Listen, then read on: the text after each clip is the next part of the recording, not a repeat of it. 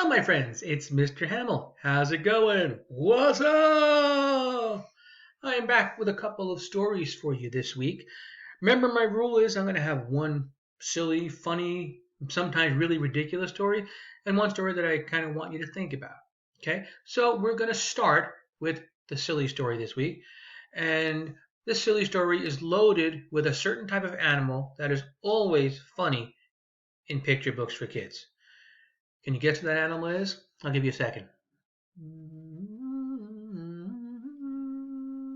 Okay, I'm going to tell you. It's pigs. Pigs are always funny in picture books. So I have a book called, let me fix it here. There it is. Pigs Ahoy.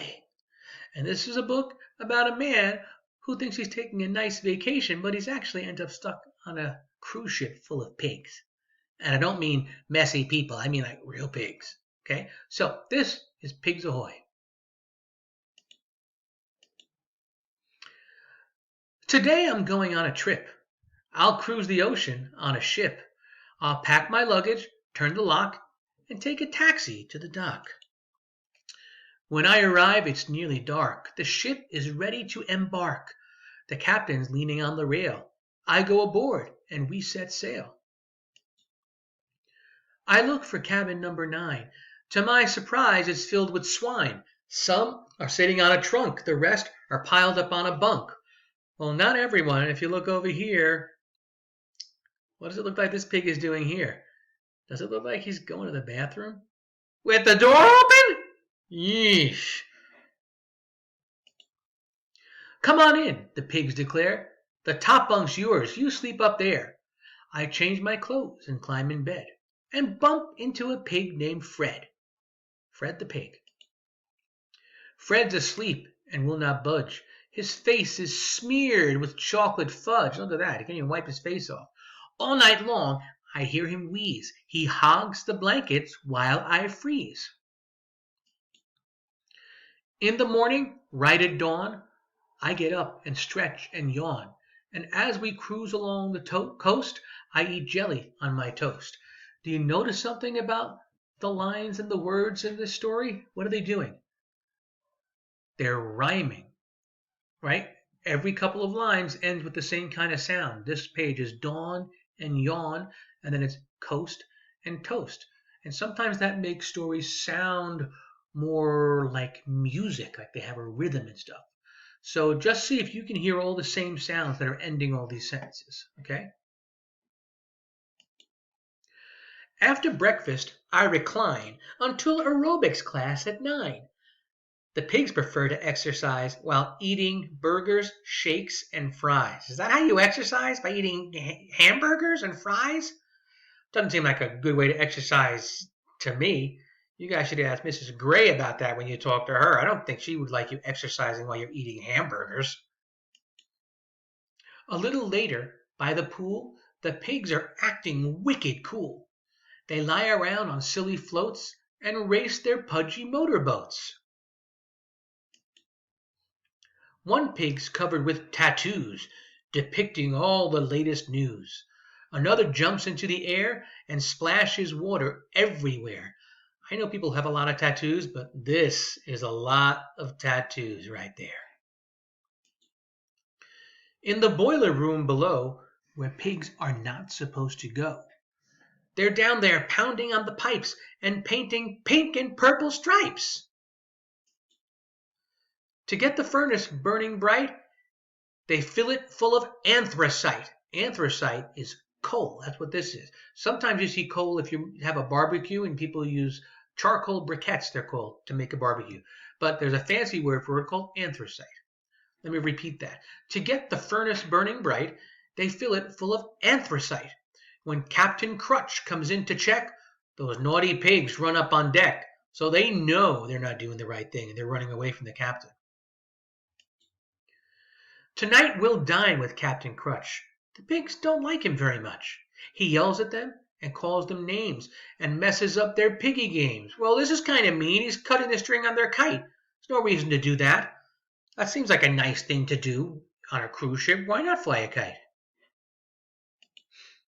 I tell those pigs, now don't be rude. Please use your forks and chew your food. Just mind your manners when you eat, and do your best to keep things neat. Oh, look at all the pigs helping him get ready. This one's combing his hair. This one's doing his tie for him. Very nice. They come to dinner dressed divine. Salute the captain in a line.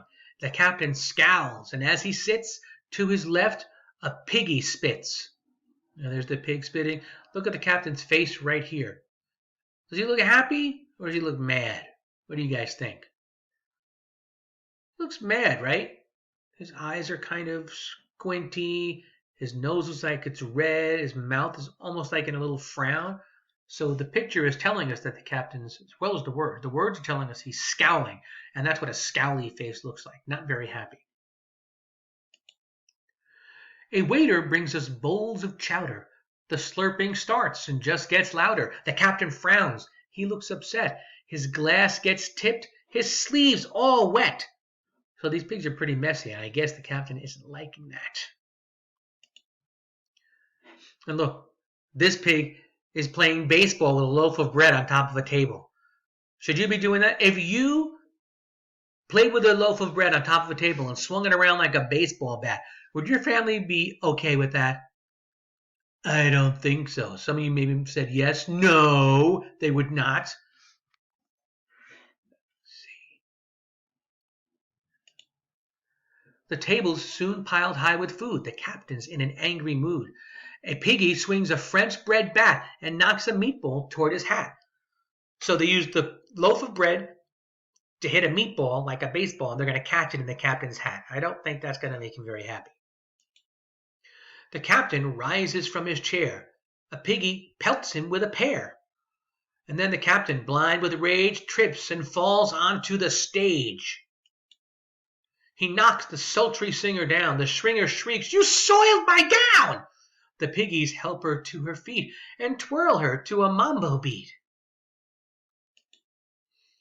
The piggies slide, and then they slip. I hear the singer's gown go rip. She gives our tablecloth a tug, and all the food lands on the rug. Yikes, look at all that food in the air. Oh, they are pigs, and they're acting like pigs, right? That is a lot of stuff up in the air. There's bananas, pizza, a lobster, some cake, looks like a potato, a fish, this pig and his French bread baseball bat, a banana. Wow, this is just a mess, you guys. She wraps the cloth around her tight and leaves the dining room in fright. The pigs pursue her through the doors, while close behind the captain roars. All along the deck they run. The pigs are having lots of fun. The singer leads, she's moving fast. The pigs are next, the captain's last. Some sailors catch them one by one and scold those pigs for what they've done. They load them in a little boat. Well, I'm amazed the thing can float. What are they putting him in the boat for? What do you think is going to happen? Think about what might happen next, and we'll see if you're right. The pigs are such a jolly bunch. They call, "Hey, Captain, let's do lunch." They try to splash him. Then they snort. I hope they make it back to port. So he kicked them off the boat. I can't say I blame them, right? They were really being disruptive. If you acted like that in school sometime, you'd probably get in trouble. But we don't have a cruise ship to kick you off of, right? That wouldn't happen. Without those pigs, this trip's a bore. I lie around on deck and snore. The days drag on, and then it's done. I wish it could have been more fun. How come his day isn't so much fun? What do you think he's missing? Pigs, maybe? When at last the cruise is through, I head for home. I'm feeling blue. But as I open up my door, I notice something on the floor. Leaning up against the wall, a boat is anchored in the hall. "Pigs ahoy!" I loudly shout, and all those pigs come tumbling out. I'm glad to see them, I confess, even though they've made a mess. But cleaning up that mess can wait.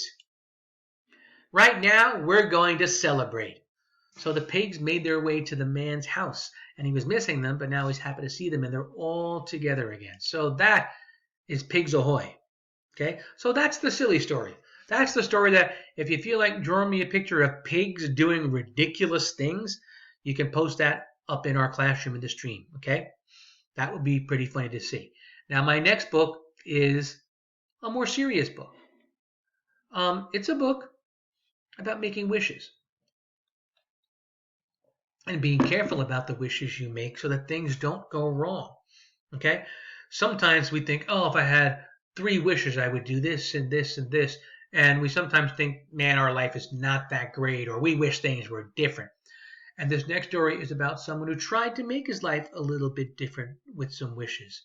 And we'll find out what happened to him in the story, okay? This one I'm going to read to you. Well, let me go back here for a second.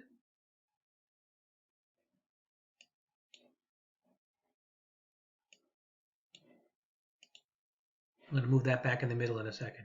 Where is it? This is a story I love. Put it back up here now.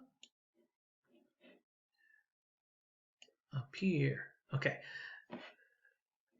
This story is called Sylvester and the Magic Pebble. Let me go back and show you the cover. It's a pretty famous story. It was around when I was a kid, and I remember reading it with my family. There it is, Sylvester and the Magic Pebble by William Steig. Sylvester Duncan lived with his mother and father at Acorn Road in Oatsdale. One of his hobbies was collecting pebbles of unusual shape and color. On a rainy Saturday during vacation, he found a quite extraordinary one. It was flaming red, shiny, and perfectly round, like a marble. As he was studying this remarkable pebble, he began to shiver, probably from excitement, and the rain felt cold on his back. "I wish it would stop raining," he said. To his great surprise, the rain stopped. It didn't stop gradually, as rains usually do. It ceased, and that means it just stopped immediately. The drops vanished on the way down. The clouds disappeared. Everything was dry, and the sun was shining as if rain had never existed. How is that happening?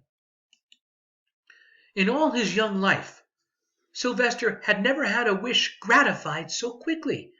It struck him that magic must be at work, and he guessed that the magic must be in the remarkable-looking red pebble, where indeed it was. To make a test, he put the pebble on the ground and said, "I wish it would rain again." Nothing happened. But when he said the same thing holding the pebble in his hoof, the sky turned black, there was lightning and a clap of thunder, and the rain came shooting down. "What a lucky day this is," thought Sylvester. "From now on, I can have anything I want. My father and mother can have anything they want. My relatives, my friends, and anybody at all can have everything anybody wants."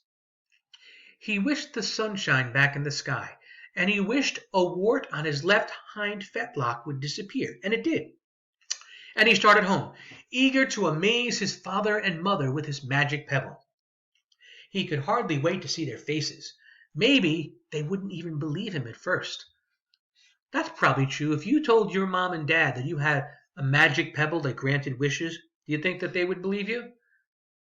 I don't know. I don't think I'd believe you if you told me that, right? That's a really amazing thing. As he was crossing Strawberry Hill, thinking of some of the many, many things he could wish for, he was startled to see a mean, hungry lion looking right at him from behind some tall grass. He was frightened. If he hadn't been so frightened, he could have made the lion disappear, or he could have wished himself safe at home with his father and mother. He could have wished the lion would turn into a butterfly, or a daisy, or a gnat. He could have wished many things, but he panicked and couldn't think carefully. "I wish I were a rock," he said, and he became a rock. The lion came bounding over, sniffed the rock 100 times, walked around and around it, and went away confused, perplexed, puzzled, and bewildered. "I saw that little donkey as clear as day. Maybe I'm going crazy," he muttered. So he's safe from the lion. But Do you notice anything that might complicate things for him? Anything that might mean, oh, Sylvester's in trouble in this picture? Okay, hold your thought and see if you're right. And there was Sylvester, a rock on Strawberry Hill, with the magic pebble lying right beside him on the ground, and he was unable to pick it up. Oh, how I wish I were myself again, he thought, but nothing happened. He had to be touching the pebble to make the magic work, but there was nothing he could do about it. His thoughts began to race like mad. He was scared and worried. Being helpless, he felt hopeless. He imagined all the possibilities, and eventually he realized that his only chance of becoming himself again was for someone to find the red pebble and to wish that the rock next to it would be a donkey. Someone would surely find the red pebble, it was so bright and shiny, but what on earth would make them wish that the rock were a donkey? The chance was 1 in a billion at best. Sylvester fell asleep. What else could he do? Night came with many stars. This is really tough, right? I don't know how Sylvester's going to be able to change back. Meanwhile, back at home, Mr. and Mrs. Duncan paced the floor, frantic with worry. Sylvester had never come home later than dinner time. Where could he be? They stayed up all night wondering what had happened, expecting that Sylvester would surely turn up by morning. But he didn't, of course. Mrs. Duncan cried a lot, and Mr. Duncan did his best to soothe her. Both longed to have their dear son with them. I will never scold Sylvester again as long as I live, said Mrs. Duncan, no matter what he does. At dawn, they went about inquiring of all the neighbors. So they're asking the neighbors if they've seen Sylvester and what's happening. They talked to all the children, the puppies, the kittens, the colts, the piglets. No one had seen Sylvester since the day before yesterday. All these animals and nobody's seen him. They went to the police. The police could not find their child. All the dogs in Oatsdale went searching for him. They sniffed behind every rock and tree and blade of grass, into every nook and gully of the neighborhood and beyond, but found not a scent of him. They sniffed the rock on Strawberry Hill, but it smelled like a rock. It didn't smell like Sylvester. That was a great idea. Dogs have a really powerful nose and a really strong sense of smell. So if anybody was going to be able to smell Sylvester, it would be them. And look how many dogs there were. Every dog in the town went out, and they still can't find him because he smells like a rock, not like Sylvester. After a month of searching the same places over and over again, and inquiring of the same animals over and over again, Mr. and Mrs. Duncan no longer knew what to do. They concluded that something dreadful must have happened, and that they would probably never see their son again, though all the time he was less than a mile away. They tried their best to be happy, to go about their usual ways, but their usual ways included Sylvester, and they were always reminded of him. They were miserable. Life had no meaning for them any more. Night followed day, and day followed night, over and over again. Sylvester on the hill woke up less and less often. When he was awake, he was only hopeless and unhappy. He felt he would be a rock forever, and he tried to get used to it. He went into an endless sleep. The days grew colder. Fall came with the leaves changing color, and then the leaves fell, and the grass bent to the ground. Then it was winter. The winds blew this way and that. It snowed. Mostly the animals stayed indoors, living on the food they had stored up. Because remember, a lot of animals in the winter collect their food and they hibernate, right? That's what we call it when animals go to sleep for the winter and stay inside, hibernation. One day a wolf sat on the rock that was Sylvester and howled because he was hungry.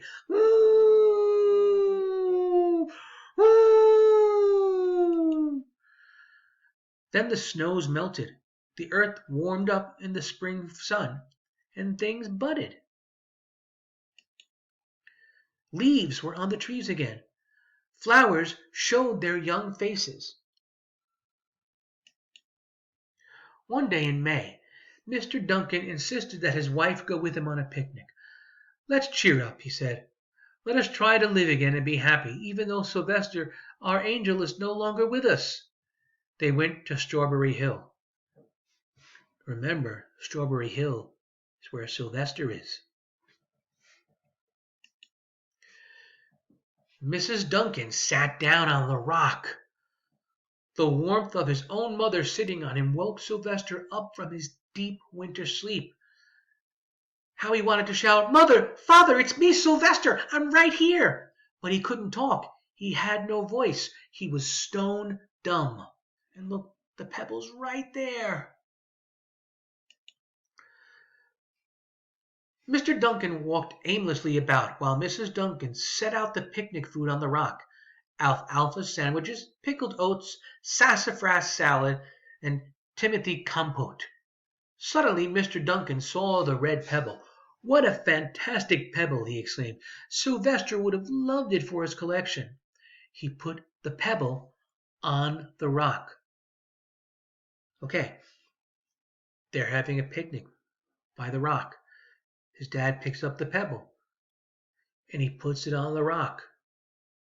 What do you think can happen now? What was the magic rule? Sylvester had to be touching the pebble to make a wish, right? Let's see what happens. They sat down to eat. Sylvester was now as wide awake as a donkey that was a rock could possibly be.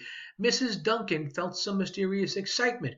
"You know, Father," she said suddenly, "I have the strangest feeling that our dear Sylvester is still alive and not far away."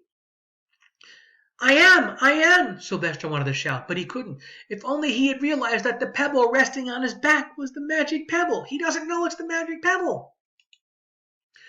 "Oh, how I wish he were here with us on this lovely May day," said Mrs. Duncan. Mr. Duncan looked sadly at the ground. "Don't you wish it too, Father?" she said. He looked at her as if to say, "How could you ask such a question?" Mr. and Mrs. Duncan looked at each other with great sorrow. "I wish I were myself again. I wish I were my real self again," thought Sylvester, and in less than an instant he was, because the pebble was touching the rock. You can imagine the scene that followed. The embraces, the kisses, the questions, the answers, the loving looks, and the fond exclamations. "Look how happy they are. Look, Sylvester's crying tears of happiness because he has his family back, and his dad is dancing around. He's so happy." When they had eventually calmed down a bit and had gotten home, Mr. Duncan put the magic pebble in an iron safe. Someday they might want to use it, but really, for now, what more could they wish for? They had all that they wanted. And that is the story of Sylvester and the magic pebble. So if you ever find a magic pebble, remember to be very, very careful how you wish for stuff. Sylvester's dad is smart. He asked Sylvester back, and they still have the pebble, but they put it away someplace safe until they know how to use it, or until they use it for something special that's safe. And they think through. That means they're going to think before they make a wish. And they're going to wish for something without the pebble and say, all right, if we wish for this, what happens? So you always want to make sure that you're wishing for something that is really, really good, that's not going to get you in trouble or cause you to be in any danger. Okay? So I hope you like those two stories. Feel free to draw me a picture of pigs being ridiculous. And also tell me if you found a magic pebble. If you found a magic pebble, what would be the first thing you would wish for? Think carefully about your answer. Okay? And you can put your answer in the stream for me. If you found a magic pebble like Sylvester did, what would be the first thing that you would wish for? Okay? Put your thinking cap on. I'll see you guys next time. Bye-bye.